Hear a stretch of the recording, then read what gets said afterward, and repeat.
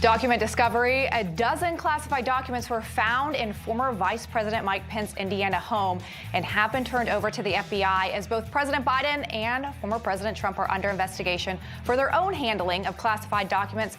We'll have the latest. In debt ceiling drama, Biden and the Democrats vowing to run up the tab on America's debt. But will Republicans actually hold them accountable? We'll ask one of them who is vowing to stop this out-of-control spending. And it's being called the irony of ironies. A former FBI counterintelligence official who was once part of the Trump-Russia probe has, get this, been arrested over his own real ties to Russia. You can't make this up.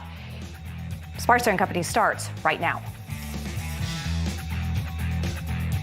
Well, good Tuesday evening. Welcome to Spicer & Company. I'm Lyndsay Keith. Thanks for joining us.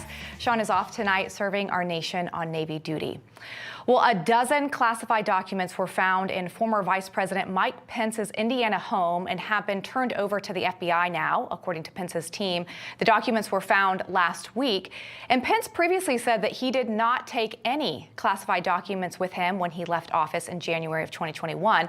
Of course, this latest discovery comes as both President Biden and former President Trump are under investigation for their own handling of classified documents, as we've been covering. And the White House counsel's office says it plans to cooperate with requests from the House Oversight Committee related to Biden's classified documents, but to an extent. In a letter sent to Chairman James Comer, the White House counsel's office wrote this quote: "The Biden administration seeks to work cooperatively with Congress.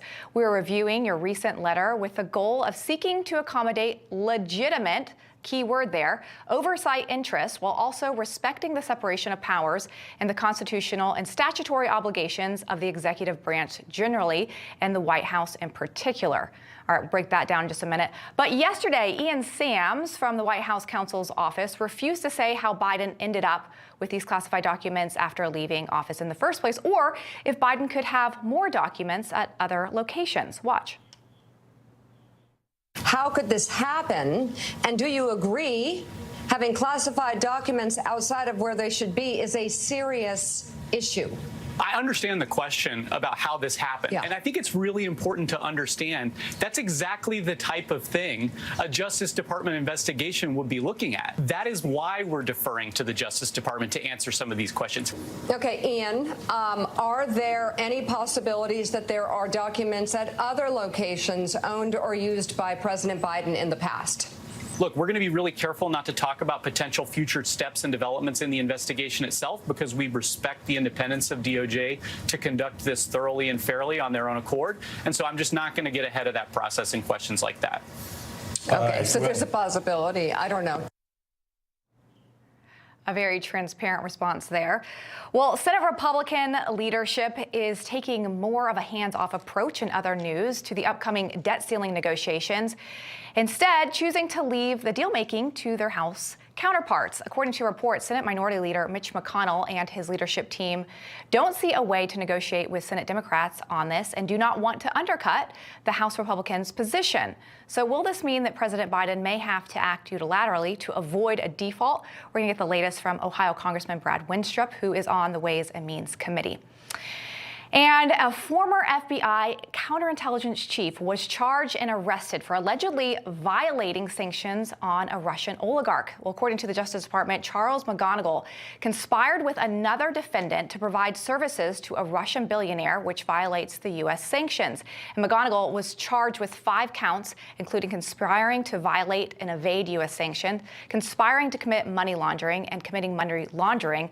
McGonigal also pleaded not guilty to all charges and is currently out on $500,000 bond. We're going to have more on this developing story with former FBI Special Agent Steve Gary, who's actually working with McGonigal for years, and he is joining us now. Steve, it's good to see you. A lot of developments here with the FBI, not great timing. You know, this is at the same time that we know that Republicans are in charge of the House. They have the majority. They have just set up this special committee on weaponization of the government, looking into organizations like the FBI to see what's going on there. Is this a wake-up call to the FBI? Yeah, but the problem is that the FBI works within a vacuum and they don't hear the wake-up call. The FBI has become extremely dangerous. It's highly politicized.